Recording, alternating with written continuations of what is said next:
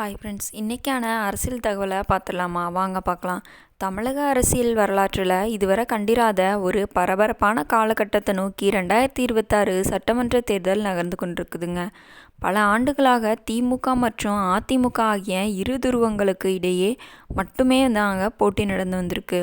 கடந்த சில வருடங்களாக தேமுதிக, நதக அப்படின்னு அவ்வப்போது மும்முனை போட்டியாக இருந்தது.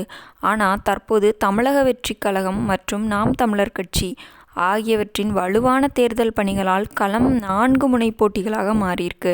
4 முனை போட்டி காரணமாக இந்த தேர்தலில் வாக்களிக்கும் முறையில் கிராமப்புறங்களுக்கும் நகரப்புறங்களுக்கும் இடையே மிக தெளிவான ஒரு பிளவு ஏற்படும் அப்படின்னு அரசியல் நோக்கர்கள் கணிக்கின்றிருக்காங்க.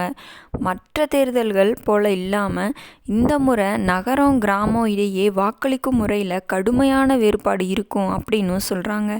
சென்னை, கோவை, மதுரை போன்ற மாநகரங்களில் வளர்ந்து வரும் நகர்ப்புற பகுதிகளில் நடிகர் விஜயின் தமிழக வெற்றி கழகம் பெரும் தாக்கத்தை ஏற்படுத்தும் அப்படின்னு சொல்லியிருக்காங்க. குறிப்பாக முதல் முறை வாக்காளர்கள் மற்றும் மாற்றத்தை விரும்பும் இளைஞர்களின் வாக்குகள் தாவேக அதிக அளவில் ஈர்க்கும் அப்படின்னு சொல்லியிருக்காங்க. இன்னொரு பக்கம் சீமானின் நாம் தமிழர் கட்சி கடந்த தேர்தல்களில் கிராமப்புறங்களில் காட்டிய வளர்ச்சி இந்த முறை அதிமுக மற்றும் திமுகவின் வாக்கு வங்கியில் ஒரு குறிப்பிட்ட சதவீதத்தை சரிக்கும் அப்படின்னு தெரியுது. கிராமப்புற வாக்காளர்கள் பெரும்பாலும் உட்கட்டமைப்பு மற்றும் புதிய மாற்றங்களை எதிர்பார்க்கறனால அங்கு மாற்று அரசியல் பேசும் கட்சிகளுக்கு ஆதரவு பெருக வாய்ப்பிருக்கு. கிராமப்புறங்களில் புதிய கட்சிகளின் அலை வீசினாலும் தமிழகத்தின் நகர்ப்புற கோட்டைகளில் திராவிட கட்சிகளின் ஆதிக்கம் இன்னமும் குறையலை.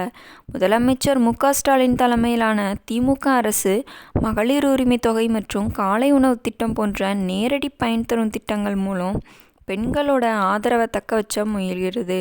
இதனால் சென்னை, திருச்சி, தூத்துக்குடி உள்ளிட்ட நகர்ப்புறங்களில் திமுக வலுவாக இருக்கும். அதே போல் எடப்பாடி பழனிசாமி தலைமையிலான அதிமுக தனது பலமான அடிமட்ட கிளை கட்டமைப்பு மற்றும் விவசாயம் சார்ந்த வாக்குறுதிகள் மூலம் கிராமப்புறங்களில் தனது செல்வாக்கை மீண்டும் நிலைநாட்ட போராடுறாங்க. பாரம்பரியமாக கிராமப்புறங்களில் இருக்கும் இரட்டை இலை மற்றும் உதயசூரியன் விசுவாசிகளை உடைப்பது புதிய கட்சிகளுக்கு ஒரு பெரும் சவாலாக தான் இருக்கும். 4 முனை போட்டி நிலவுவதால் வெற்றி பெறுவதற்கான வாக்கு சதவீதம் முந்தைய தேர்தலை விட குறைய வாய்ப்பிருக்கு. சிறுபான்மையினர் ஆதரவு மற்றும் நலத்திட்டங்கள் மூலம் வாக்குகளை திரட்டுகிறது.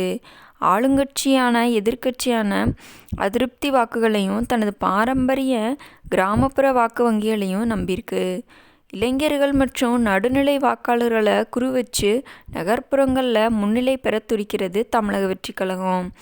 தமிழ் தேசியம் என்னும் கொள்கை முழக்கத்துடன் ஒவ்வொரு தேர்தலிலும் தனது வாக்கு சதவீதத்தை உயர்த்தி வருகிறது நாம் தமிழர் கட்சி.